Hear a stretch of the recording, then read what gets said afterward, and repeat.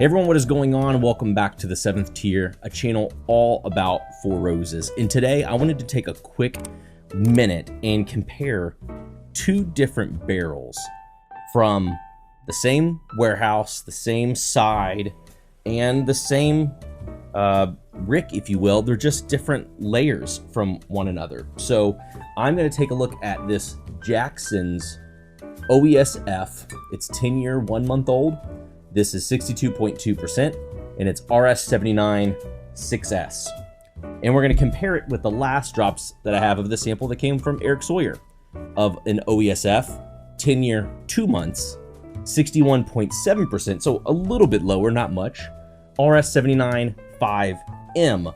So they're different placements in the rick, but they're, the differences between them are floors, really. And we'll just take a quick minute just to taste these two, kind of describe them, and see if they're different. Now, if you remember the video where I talked about kind of how to break down Four Roses and kind of talk about it, you know that even in a given run, and even if you go back and watch some of the videos that I'm putting out here, you'll see that even in a given floor of a run, you're gonna have differences in flavors from barrel to barrel.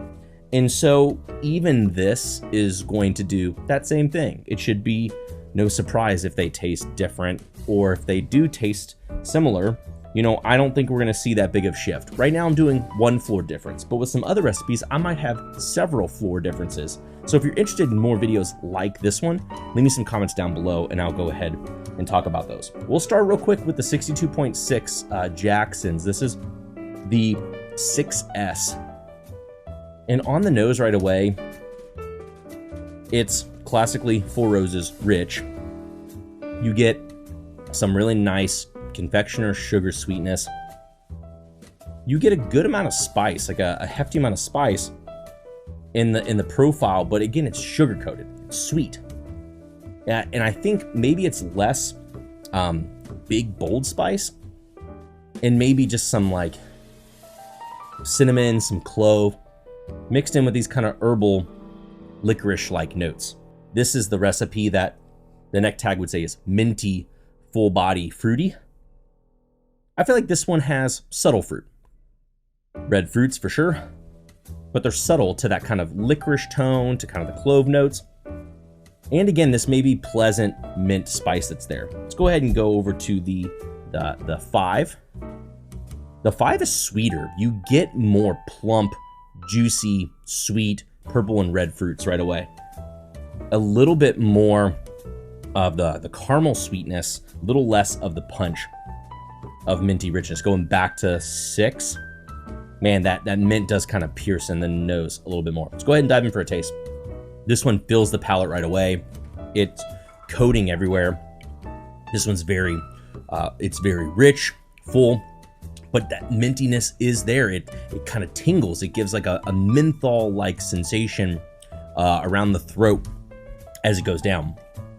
Those licorice notes are there, a little similar to maybe one of the OBSQs that I recently talked about. Big mintiness, subtle fruitiness.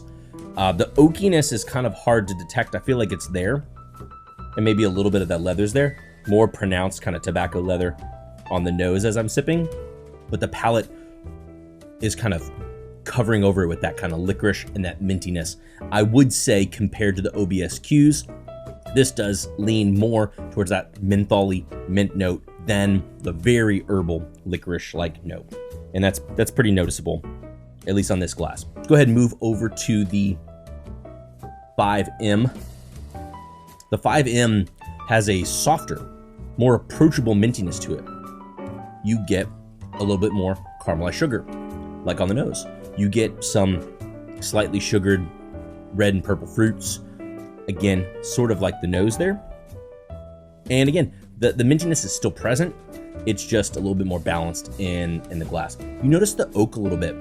You notice the leather a little bit more. It's a little funky in a slightly dusty way. Not quite as much as that OBSK that we checked out last week, but it kind of touches into some of those similar notes. I would even say here, if you like something that's kind of bolder, prickles with a little bit more, then this 6S is definitely going to be providing that. The 5M I actually like because it does have no less of the flavor of that kind of menthol mintiness.